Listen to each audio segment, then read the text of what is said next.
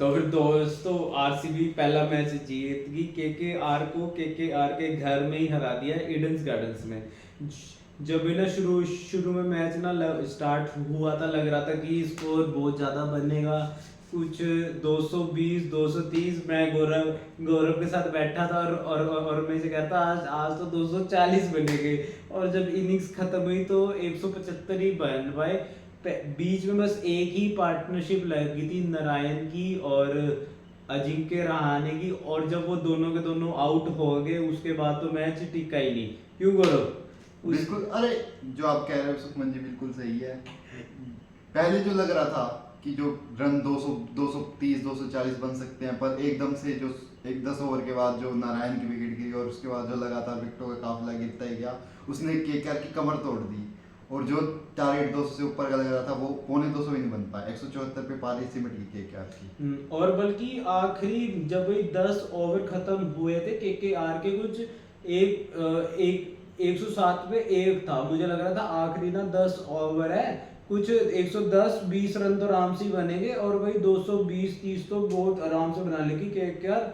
कोई बड़ी बात ही नहीं है, पर जहां से विकेटें गिरती गई और कोई बैट्समैन बढ़िया खेल ही नहीं पाया। और मुझे तो सबसे ज्यादा उसका लग रहा है रसल का, पिछले 3 4 सीजन से मैं देख रहा हूँ रसल से बिल्कुल भी रन नहीं लग रहे, ना तो बॉलिंग हो पा रही है ना फील्डिंग।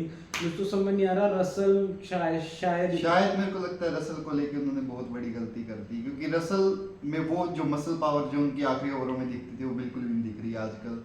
और देखते हैं आगे का सीजन उनका कैसे रहेगा। और मेरे को तो लगता है कि अगले साल शायद रिटेन ना करे, क्योंकि काफी ज्यादा पैसे दे रखे हैं रसल को। तो वो तो रसल को बोलेगे भाई आपका बहुत हो गया, थैंक यू, और वो जाएंगे ऑक्शन में उसे कोई टीम उठा लेगी 4 5 करोड़ में, और फिर उसके लिए रसल बढ़िया करके ना दिखाएगा।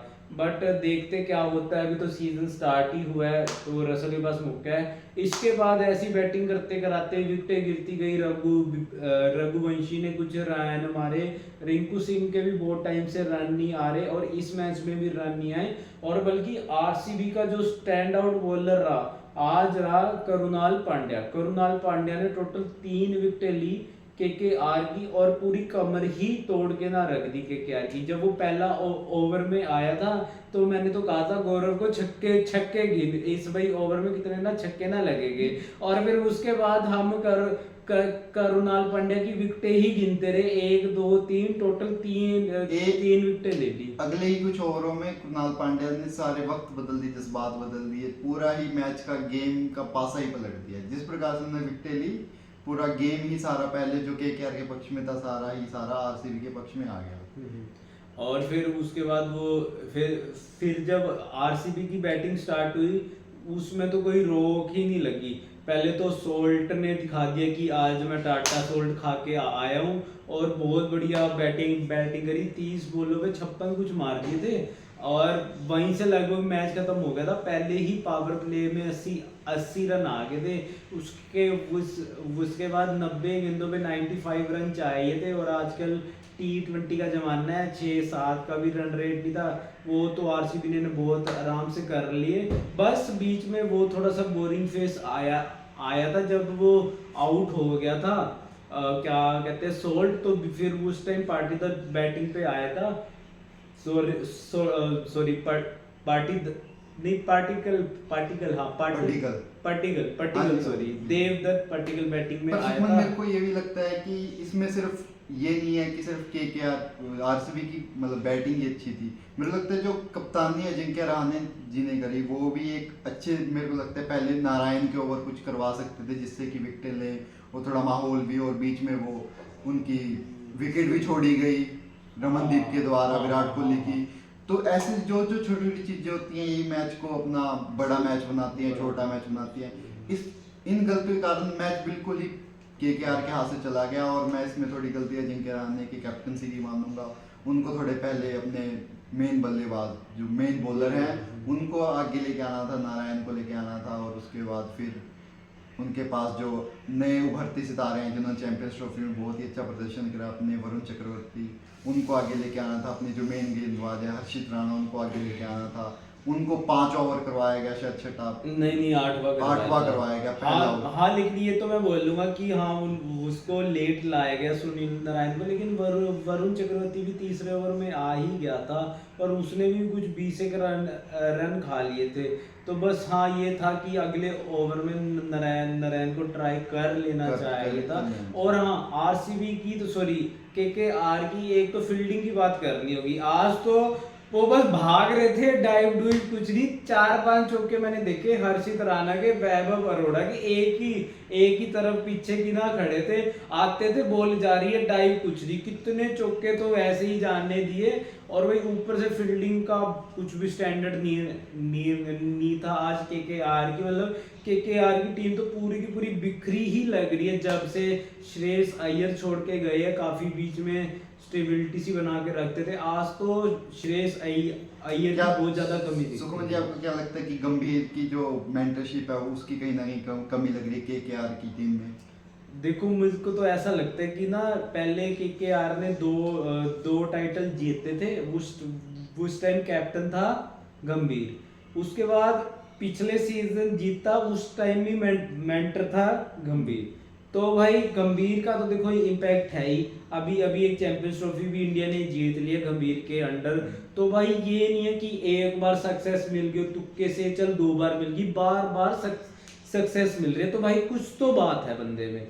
जैसे कि आप देखोगे धोनी ने हर जगह ट्रॉफी जीत रखी है, कि बंदे तो में कुछ इसका तो बात है। इसका मतलब एक तो गंभीर की मतलब जो मेंटरशिप है वो कहीं ना कहीं उसका लैग रहा, और ऊपर से जो अजिंक्य रहाणे ने डिसीजन लिए उसके कारण से कहीं ना कहीं मैच में बहुत बदलाव, उसके बाद फील्डिंग। और ऐसा नहीं है कि मतलब जब केकेआर की फील्डिंग हुई तब कैच नहीं छूटे, पर आरसीबी थोड़ा अच्छे लय में रही। लेकिन मुझे लगता है अजिंक्य रहाणे वैसे काफी डिसेंट कैप्टन है इंडिया के लिए। उन्होंने नहीं, 5 आपकी बात बिल्कुल सही है। उन्होंने आज एक तरह एक कप्तान की तरह आ गया तो है, जो मैच डिको के आउट होने के बाद एकदम से रुक सा थम सा गया था, उन्होंने आके एक बहुत अच्छी से लय में 10 ओवर तक बहुत अच्छा चलाया। अजिंक्य रहाणे पर एक तरह होती है कि मैच जिताने वाला कैप्टन हो, एक है कि एक प्लेयर हो। तो जो जिताने वाली चीज होती है वो अभी तक अजिंक्य रहाणे में नहीं दिखी कि वो एक विनिंग कैप्टन नहीं, पर मुझे लगता है कैप्टन तो वो बहुत अच्छे हैं। मुझे इंडिया के लिए अजिंक्य रहाणे ने 5 मैचों में कैप्टनसी करी है टेस्ट में, 5 के 5 जीतते हैं। नहीं 6 में करी है, 6 में से 5 जीते हैं, 1 ड्रॉ रहा है। और वही मुंबई को अभी एसएमटी जिताया था, उसमें कैप्टन थे, और अभी सेमीफाइनल में पहुंची थी रणजी में, उसमें भी कैप्टन थे। अजिंक्य रहाणे की कैप्टनसी चलिए राइट देखते हैं कि आगे का डिफेंडिंग चैंपियन केकेआर की टीम के लिए कैसा रहेगा। और हाँ हमने और कोहली की अजिंक्य तो रहाणे बात की ही नहीं करी, कैप्टनसी। वरना कमेंटों में गालियां पड़ेगी भाई साहब कोहली की तो। अरे कोहली ने की जो तो 2 छक्के जो सामने की तरफ लगाए, कट कॉपी पेस्ट, भाई साहब क्या किसको लगाए थे? मैंने बॉलर देखा नहीं। गेंदबाज का शायद ध्यान नहीं है, पर शायद कोई स्पिनर ही था, शायद फास्ट बॉलर था, मैं याद नहीं कर पा रहा हूँ।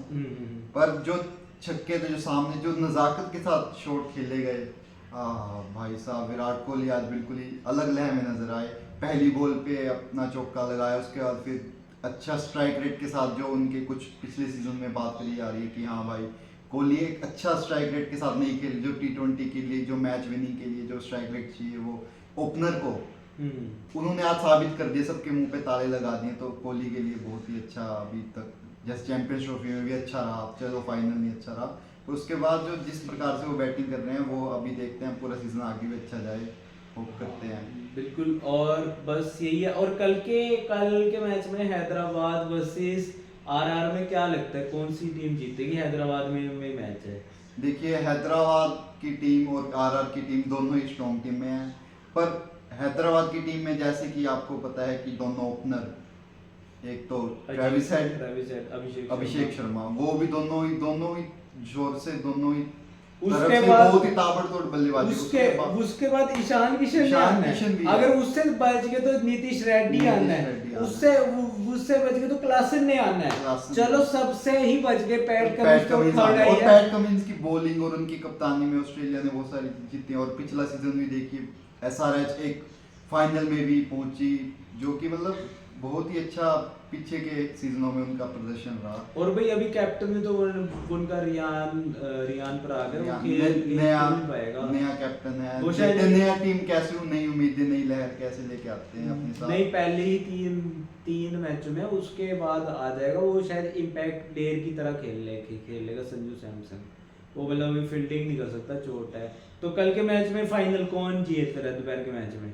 कल के मैच में मेरे जो समीकरण, जो मेरे अनुभव के हिसाब से है, जो मेरे को लगता है अरे कि क्या लगता है, जो हैदराबाद जीतेगी। मुझे भी भाई हैदराबाद लग रही है, क्योंकि कुछ भी बात नहीं है बॉलिंग बैटिंग में, बस उनका थोड़ा सा कोर अच्छा है कि आर का, बट कुछ खास मुझे भी लग रहा। तो हाँ, हैदराबाद। तो चलो दोस्तों, कल के मैच के बाद मिलते हैं। Okay bye.